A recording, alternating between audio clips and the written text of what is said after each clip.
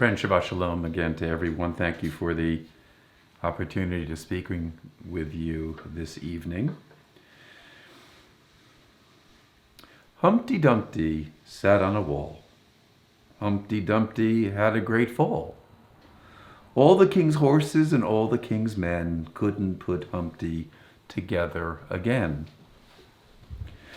We all learn this rhyme at an early age. But what does it teach? We live fragile lives, and when things break, it is really pointless to pretend that they can be glued back together so easily.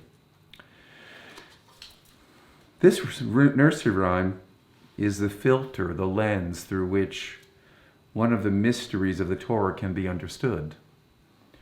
Our portion speaks of broken pieces, of shards. We read that the people of Israel struggling to maintain their faith in this abstract God.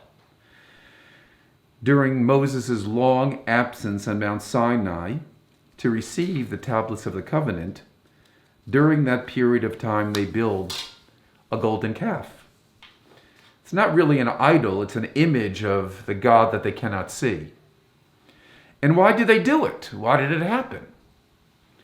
They panicked. 40 days have gone by and Moses has not returned, and they acted like scared children. The Torah says when the people saw that Moses was so long in coming down the mountain, the people gathered against Aaron and said to him, "Come, make us a god who shall go before us. For that Moses who brought us from the land of Egypt, we do not know what has happened to him." And we know what transpires after that. Moses on Mount Sinai becomes aware of what has happened, and carrying the tablets of the covenant, Moses comes off the mountain, and the Torah teaches, and as soon as Moses came near the camp and saw the calf and the dancing, he became enraged, and he hurled the tablets from his hands and shattered them at the foot of the mountain and smashes the tablets. Now, Jewish commentators have a field day with analyzing this event. Did Moses really throw them down? Or did they become too heavy? Questions are raised about the competence of Aaron, who was left in charge. We even read of a desire of God to destroy the Jewish people, and Moses must carefully defend the Israelites in order to protect them. The conspirators who were directly involved in the building of the golden calf are punished by death. And in the end, Moses returns to Mount Sinai and crafts a second set of tablets that he eventually brings down for the people to receive. But there's one detail that is overlooked. What happens to the broken pieces of the first tablets? They're never mentioned again in the Torah. Nowhere. It would seem that these broken shards would be valuable reminders of a central moment in the history of the people of Israel. Wouldn't people want some remnant of these holy tablets? And if you recall, when the Berlin Wall was dismantled, people took pieces of it and held them as a holy reminder of the fall of communism.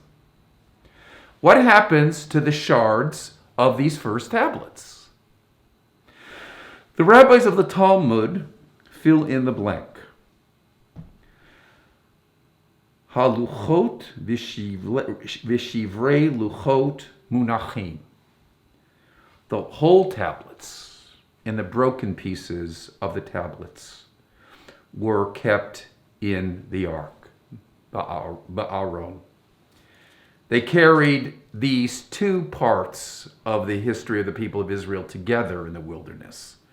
The broken pieces and the whole pieces of the second set of tablets. The rabbis are not merely speaking about stone fragments. They're addressing a deep human truth.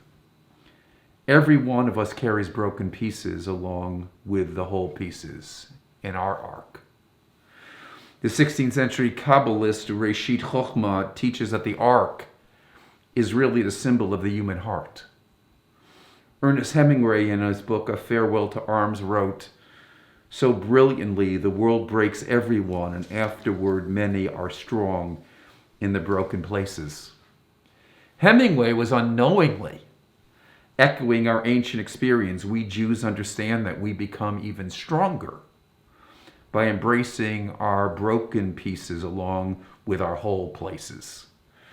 Human beings are a blend of our pains and our triumphs. The broken pieces, they can't be left behind. They can't be thrown out. They can't be forgotten. They can't be pulverized.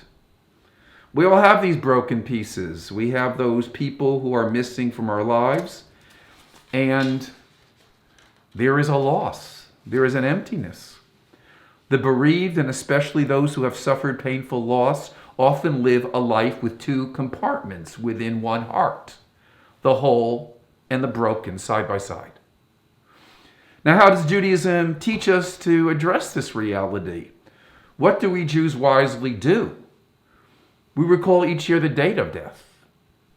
We will light a yurtzeit candle. We recite Kaddish on the anniversary of the death of a loved one. We visit the cemetery of a loved one. We recognize that those who are dead are still part of us. The Hasidic Rebbe Menachem Mendel of Kotz said, "There is nothing more whole than a broken heart."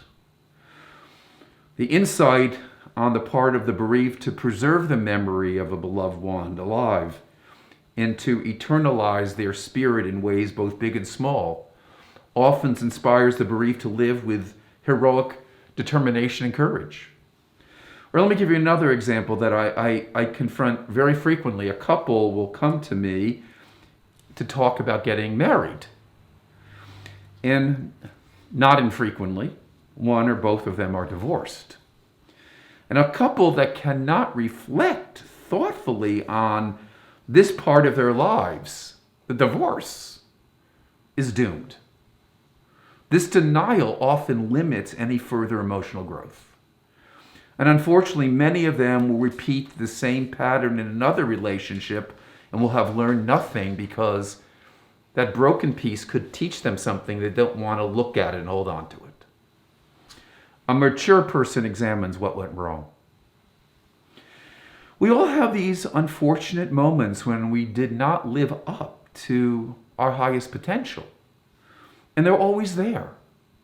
We need not repress their memory, but to be able to learn from them so that we can go forward. And all these broken pieces are part of us. They go where we go. And now this is the challenge. How do you move on? How do you grow as a person? How do you mature? How we move forward with those broken pieces makes all the difference in the world as to our attitude about life. Where we are broken are opportunities for great personal growth and achievement. This story is now legendary from the year 2007 relating to Yitzhak Perlman at Carnegie Hall. And I quote from the New York Times article that recorded what took place, and I quote, "The violinist made his way onto the stage. The welcoming applause filled Carnegie Hall as he sat down and buckled his leg braces and smiled. And he placed his instrument under his chin and prepared to begin. He had played only several measures into the concert when a string popped loudly. Distressed by the zinging sound and the obvious need for a new violin, the audience feared the performance would be delayed. But no, Perlman shook his head and began again. Somehow he then played the entire piece with only 3 strings beautifully. How did he do it? When the standing ovation and amazed bravos were exhausted, Perlman said, and I quote, "Sometimes it falls to us, to each of us, to make as much music as we can with what we have. Sometimes it falls to each of us to make as much music as we can with what we have." For him, the broken strings were an opportunity for creativity. So on our life journey, We will have those painful moments that shatter us and frighten us, and let us learn from them. Let us carry them proudly within us. But let us keep them in their place and proper perspective. They are not the sum total of who we are and who we will become. Where there is brokenness, we can create wholeness. May we embrace our broken places, find strength from that embrace, and then make as much music as we can with what we have. Shabbat Shalom.